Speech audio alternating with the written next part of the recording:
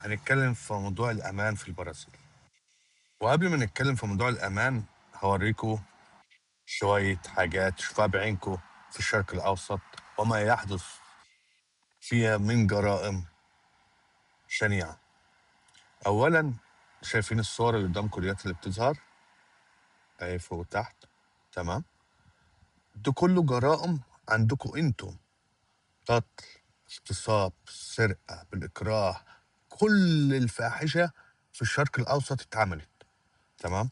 وبخصوص الأمان في البرازيل، البرازيل زيها زي الشرق الأوسط في جرائم، ولكن هنا في شرطة قوية في سان باولو، في مدن آمنة، في حاجات كتير زيها زي أي بلد. في سرقة بس بمعدل هتلاقي الشرطة كل شوية تمشي في الشارع، هتلاقي الشرطة متواجدة في الشارع مع في وسط الناس. مش زي الشرق الأوسط تلاقي الشرطة لازم تتصل بيها عشان تجيلك، لا، هنا الشرطة ممكن توقف أي حد بالصدفة، سواء عربية، إنسان ماشي، أي حاجة بتقف وتوقفه وتتحرى عنه.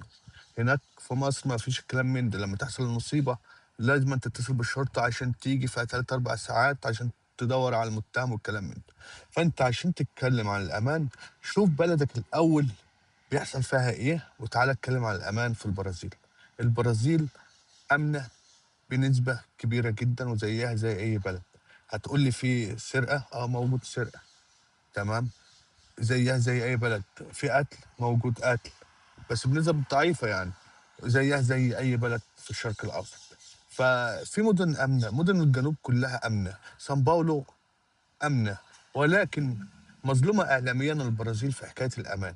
الأمان متواجد هنا يا جدعان، فأي حد يشتغلك يقول لك مفيش أمان في البرازيل، قول له أنت مش عارف حاجة. شوف بلدك الأول فيها إيه والصحف فيها إيه. فأنا عرضت لكم الصحف بتقول ايه والجرائم اللي حصلت في مصر والشرق الاوسط من فتره بسيطه، انتوا شايفيننا على الشاشه دلوقتي.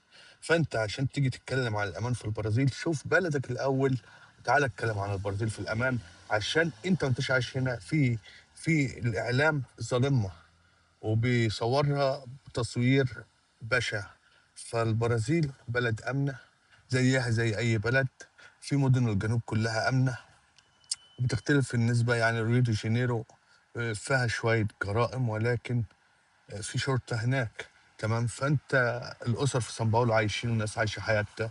في الجنوب آمنة فوق المقبول بكتير، تمام. سان باولو آمنة فوق المتوسط. فأي بلد فيها الأمان زي بلدك. فأي حد يتكلم عن الأمان يشوف بلده الأول بيحصل فيها إيه. أبشع الجرائم بتحصل في بلدك وتيجي تتكلم عن البرازيل. ونتكلم عن خدمات عالم السفر: تقديم ملفك للسفارة، إرسال دعوات سياحية وتجارية وإنسانية، وتسجيلها وإرسالها للسفارة وإرسالها لك عبر عنوانك، استقبال في المطار، إيجاد سكن، استخراج الأوراق. عندنا خدمة الولادة برضو، بنوديك المستشفيات الحكومية اللي هي 4 نجوم وكويسة جدا. وعندنا مرافقة معاك مع الزوجة، تروح معاها يوم الولادة. فده كله احنا عندنا خدمات لوجستية، واسعارنا مش هتعجب الناس كتير، ولكن احنا بنعمل الصح وبنقدر خدمتنا عشان تشوف نتائج ترضيك. بدل ما تاخد الاقل سعرا والارخص مننا، فانت هترجع لنا تاني عشان نعدل لك اللي اتعمل في ملفك او نعدل لك كل حاجة. واي حد حابب يستفسر عن شيء في البرازيل يكون عامل متابعة ويبعت رسالة. فأنت ما انتش عامل متابعة أنا مش هرد عليك، تمام. تواصل معايا على الواتساب لخدمات اللوجستية، زائد اعمل اشتراك في التيك توك عالم السفر البرازيل، وفي اليوتيوب عالم السفر البرازيل، واكتبوا تعليقات ولايكات. هنتكلم في موضوع جديد إن شاء الله قريب. سلام.